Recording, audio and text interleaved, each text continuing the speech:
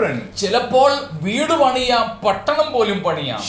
Maybe you may be able to build a house or even a city.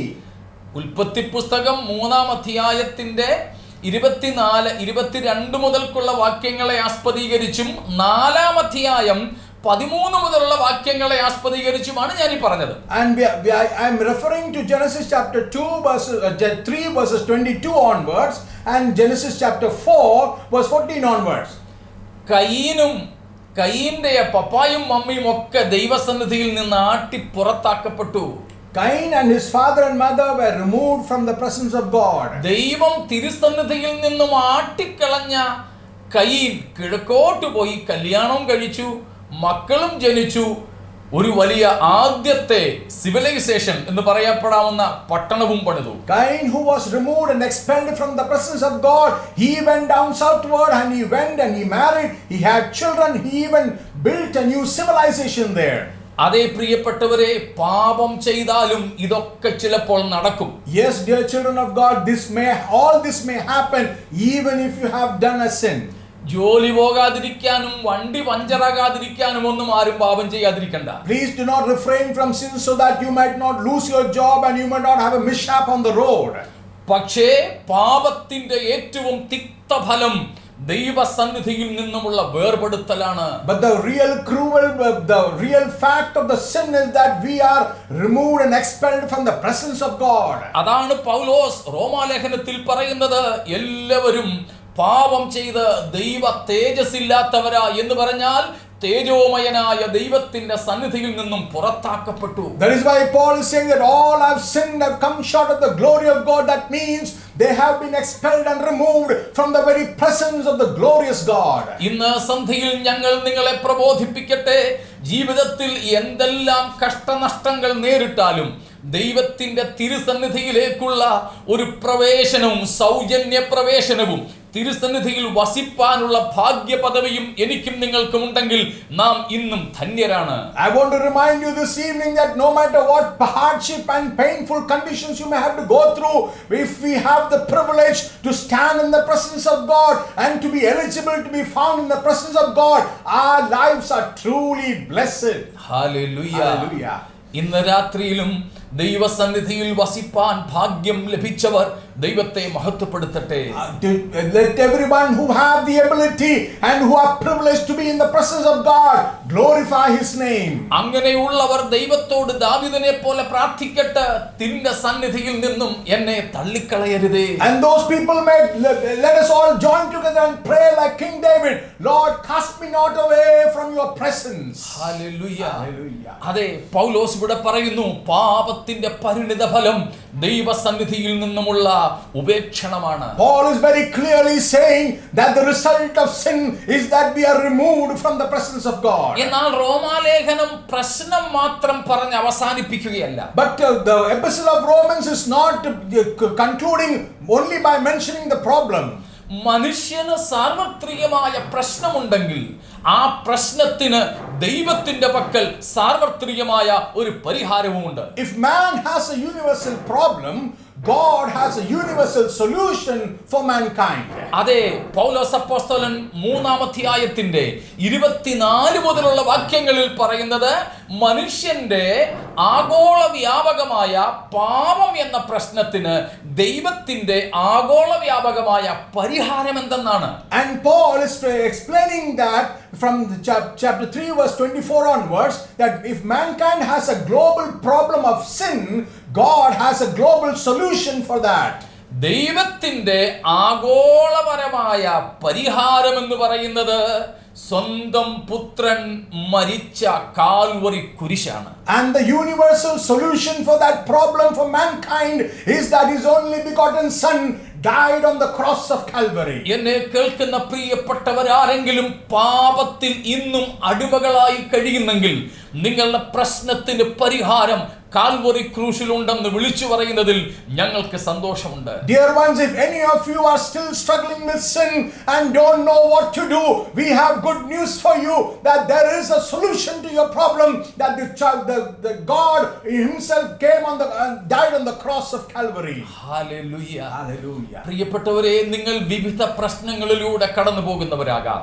Dear ones, you may be going through various kinds of problems in your life. എന്നാൽ നിങ്ങൾ അഭിമുഖീകരിക്കുന്ന ആകസ്മികമായ താൽക്കാലികമായ പ്രശ്നങ്ങളെക്കാൾ ചിലപ്പോൾ അതിന്റെ പുറകിലുള്ള പ്രശ്നം പാപമാകുവാൻ സാധ്യതയുണ്ട്. Maybe the reason for the problem that you are facing in your immediate circumstances could be that there is sin that is behind all that. ചിലപ്പോൾ നിങ്ങൾ ജോലി സംബന്ധമായ പ്രശ്നങ്ങളാലോ കുടുംബ സംബന്ധമായ പ്രശ്നങ്ങളാലോ ആയിരിക്കാം പ്രാർത്ഥനയ്ക്ക് വേണ്ടി വന്നത്. Maybe you have come to pray because you have some problems at your workplace or in your family.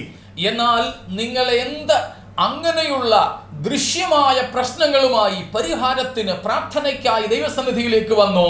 അതിനേക്കാൾ ഉപരി പരിശുദ്ധാത്മാവിന്ന് ചൂണ്ടിക്കാണിക്കുന്ന പ്രശ്നം നമ്മുടെ ജീവിതത്തിൽ മറഞ്ഞു കിടക്കുന്ന പ്രശ്നങ്ങൾക്ക് കാരണമായ പാപം എന്ന വിഷയത്തിലേക്കാണ്. Whatever reason you may have come for prayer that you are facing in your life, but the Holy Spirit wants to point out that those problems may have emanated due to a sin that is in your life. എന്താണ് പാപം? What is sin? പാപം എന്ന് പറയുന്നത് ദൈവത്തിൽ നിന്നും നമ്മെ അകറ്റുന്നത് എന്തും പാപം എന്ന് നമുക്ക് മനസ്സിലാക്കാം. Anything that separates us from God can be classified as sin. ദൈവത്തോട് ഏകാഗ്രമായ മനസ്സ് ചെലുത്തുവാൻ കഴിയാത്തതുപോലെ നമ്മുടെ മനസ്സിനെ ദൈവത്തിൽ നിന്നും വലിച്ചകറ്റുന്ന വ്യക്തിയോ വിഷയമോ സംഭവങ്ങളോ ഒക്കെ പാപമാണ്. Whatever that does not give us one accord and one mindness with God and the unity with God, maybe your circumstances, maybe a person, maybe anything that can be classified as sin. ആ പാപങ്ങൾക്ക് മുഴുവനും ദൈവം പരിഹാരം വരുത്തി.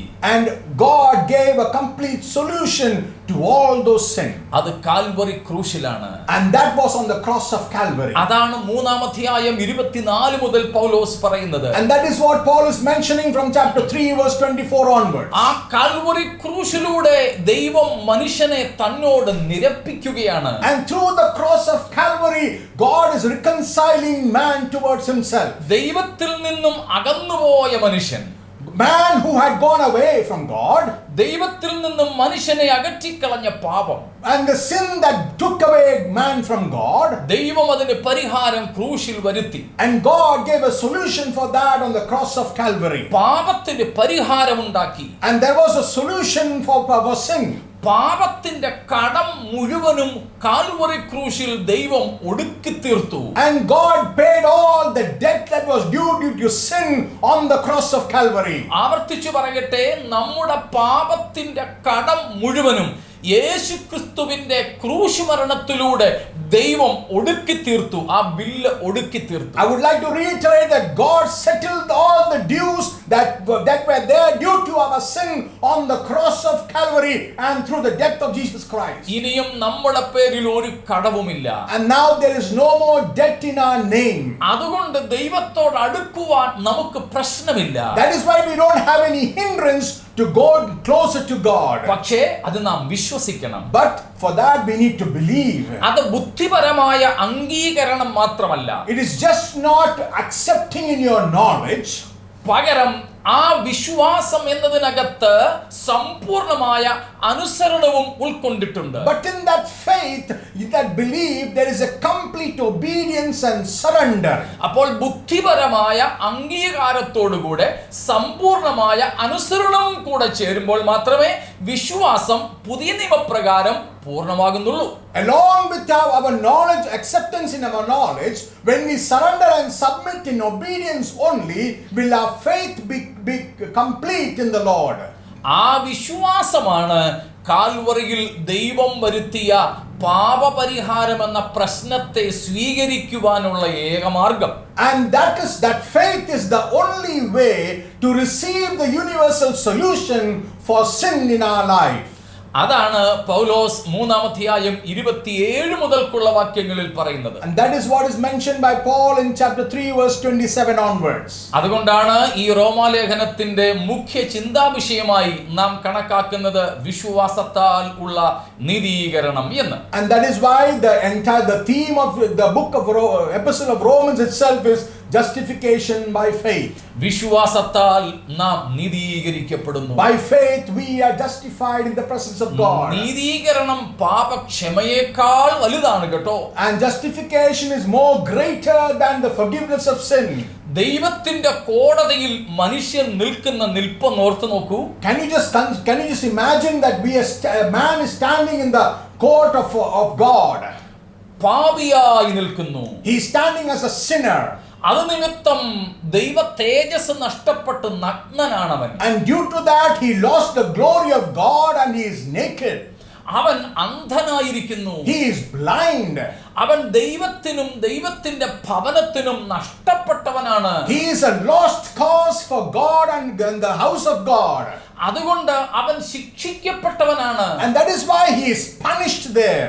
അവൻ അതുകൊണ്ട് ലജ്ജിതനായി തലകുനിച്ച് നിൽക്കുകയാണ്. And he is shameful and his countenance is down.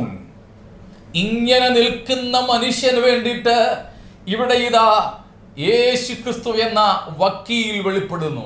And for a man who stands with all these derogative qualities, the advocate Jesus appears for him. യേശുക്രിസ്തുവിൽ വിശ്വസിക്കുന്ന ഇങ്ങനെയുള്ള ഒരു പാപിയെ ധരിപ്പിക്കുവാൻ അവന്റെ കയ്യിൽ നീതിയുടെ വസ്ത്രമുണ്ട്. And that whoever believes in Jesus has the robe of righteousness to clothe a man who is standing with all these derogative qualities. നീതികെട്ടവനായ പാപി മാനസാന്തരപ്പെട്ട് വിശ്വസിക്കുന്ന നിമിഷത്തിൽ തന്നെ യേശുക്രിസ്തുവിന്റെ നീതിയുടെ വസ്ത്രം അവനെ ധരിപ്പിക്കുന്നു. When an unrighteous sinner, the moment he believes in Jesus, he clothes him with the robe of righteousness. അവൻ ക്രിസ്തുവിലായിത്തീരുന്നു. And he becomes in Christ.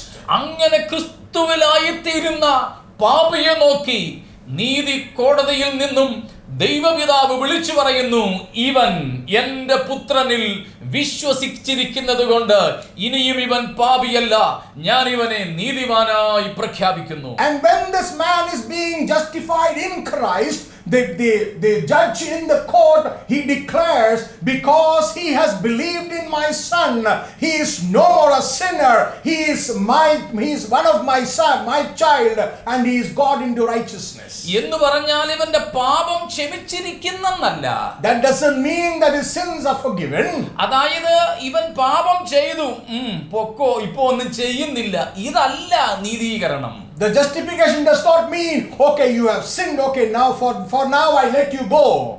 എന്നാൽ ക്രിസ്തുവിലാകുമ്പോൾ ദൈവം വിളിച്ചു പറയുകയാണ്, ഇവൻ ക്രിസ്തുവിലായതുകൊണ്ട് ഇവന്റെ പാപം ക്ഷമിച്ചെന്നല്ല, എന്റെ പുത്രൻ പാപം ചെയ്തിട്ടില്ലാത്തതുപോലെ ഇവനെയും ഒരിക്കലും പാപം ചെയ്തിട്ടില്ലാത്തവനായിട്ടാണ് ഞാൻ കാണുന്നത്. അങ്ങനെ ഇവൻ നീതീകരിക്കപ്പെട്ടിരിക്കുന്നു എന്നാണ്. Here the Lord is saying that because he has believed on the Son Jesus Christ, I consider him like my son who has never committed sin, and I justify him. ഇത് നാം നേടിയെടുക്കുന്ന ഒന്നല്ല, പകരം ദൈവം നമ്മുടെ മേൽ കണക്കിടുന്നതാണ്. This is not something that we gain in our lives, but God bestows this upon our lives. Hallelujah. Hallelujah. അങ്ങനെ നീതീകരിക്കപ്പെടുന്ന ഒരു പാപിയെ സംബന്ധിച്ചാണ് പിന്നീട് പൗലോസ് അപ്പോസ്തലൻ പറയുന്നത്. And then Paul is writing about the justified sinner later in this epistle. അതിന്റെ വിശദീകരണമാണ് 4-ാം അധ്യായം തൊട്ട് ഇങ്ങോട്ട് നാം കാണുന്നത്, ഏകദേശം 8-ാമത്തെ അധ്യായം വരെ. And we see the explanation of those events from chapter 4 onwards to chapter 8. അങ്ങനെ നീതീകരിക്കപ്പെട്ടവരുടെ ജീവിതത്തെക്കുറിച്ചും നമുക്ക് അവിടെ 6-ാം അധ്യായം മുതൽ കാണുവാൻ സാധിക്കും. And we can read about the life of such justified ones from chapter 6. ഒടുവിൽ 9, 10, 11 അധ്യായങ്ങൾ പൗലോസ് അപ്പോസ്തലൻ ഇസ്രായേലിന്റെ ചരിത്രത്തെ അവതരിപ്പിക്കുന്നു. And Paul is mentioning about the history of Israel in chapters 9, 10 and 11. അവിടെയാണ് യഹൂദന്റെ ഇസ്രായേലിന്റെ ചരിത്രത്തിൽ നിന്ന് ചില വസ്തുതകൾ വിശദീകരിച്ചിട്ട് വളരെ പ്രസക്തമായ നമ്മുടെ ചിന്താ വിഷയം പൗലോസ് അവതരിപ്പിക്കുന്നത്. After explaining and mentioning a few historical facts about the children of Israel, he is mentioning the very crucial word that we read today. ദൈവത്തിന്റെ ദയ, ദൈവത്തിന്റെ ഖണ്ഡിതം. The mercy and the loving kindness of God and the severity and the judgment of God. അതേ പ്രിയപ്പെട്ടവരെ, ഇത് രണ്ടും നമുക്ക് കാണുവാൻ ചരിത്രത്തിലൂടെ പരിശുദ്ധാത്മാവ് വെളിപ്പെടുത്തിയിരിക്കുന്നു. And to see these things, the Holy Spirit has revealed it through the history for us. അതുകൊണ്ട് ആദ്യ ഭാഗത്ത് നമുക്ക് ദൈവത്തിന്റെ ദയയെ കുറിച്ചൊന്ന് നോക്കാം. So in the beginning shall we see the mercy of God. ദൈവത്തിന്റെ സന്നിധിയിൽ നിന്നും വീണുപോയ ഇസ്രായേലിനെയും ദൈവസന്നിധിയിൽ കൃപയിൽ നിൽക്കുന്ന സഭയെയുമാണ് പൗലോസ് ഇവിടെ താരതമ്യം ചെയ്ത് പഠിപ്പിക്കുന്നത്. Paul is comparing the Israel who fell away from the presence of God and the church who is standing in the presence of God. ഈ രണ്ട് സംഗതികളെ അല്ലെങ്കിൽ ഈ രണ്ട് കൂട്ടരെ എടുത്തു കാണിച്ചിട്ട് അപ്പോസ്തലൻ പറയുന്നത് രണ്ടുപേരെയും നോക്കുക, രണ്ടുപേരിൽ നിന്ന് ഈ രണ്ട് കാര്യങ്ങൾ നമുക്ക് പഠിക്കാം എന്നാണ്. And when Paul is trying to focus on these two groups and he say, let us look at their lives, we can study two things from their lives. ഒന്ന് ദയ, മറ്റൊന്ന് ഖണ്ഡിതം. One kindness, second severity. വീണുപോയവരെ നോക്കിയാൽ ദൈവത്തിന്റെ ഖണ്ഡിതം കാണാം. When we look at the fallen people, we can see the severity of God. നിൽക്കുന്നവരെ നോക്കിയാൽ ദൈവത്തിന്റെ ദയയും കാണാം. When we look at the people who are standing in the presence of God, we can see the mercy and the kindness of God. എന്താണ് ഈ ദയ, എന്താണ് ഈ ഖണ്ഡിതം? What is this mercy and what is the severity? ഇന്നും ദൈവത്തിന്റെ തിരുസന്നിധിയിൽ പരിശുദ്ധാത്മാവ് നമ്മുടെ ശ്രദ്ധയെ കൊണ്ടുപോകുവാൻ ആഗ്രഹിക്കുന്നത് ഈ രണ്ട് വസ്തുതകളിലേക്കാണ്. And the Holy Spirit is willing to take our attention to these two things in our lives. നമ്മുടെയും ജീവിതത്തിൽ ദൈവത്തിൽ നിന്നും അകന്നുപോയിരുന്നപ്പോൾ സൗജന്യമായി നമ്മെ നീതീകരിച്ച ദൈവകൃപയെ ഓർത്ത് നന്ദിയുള്ളവരായി നമുക്ക് ഈ രാത്രി ദൈവസന്നിധിയിലായിരിക്കാം. Whenever we went away from the Lord God in His great mercy and kindness, He came and He restored our lives. Let us be thankful in the presence of God this evening. ആ നന്ദിയുള്ള ഹൃദയത്തോടെ ആയിരിക്കുമ്പോൾ ദൈവത്തിന്റെ ദയയെ നമുക്ക് ആദ്യം ഒന്ന് നോക്കാം. When we are with that grateful heart, shall we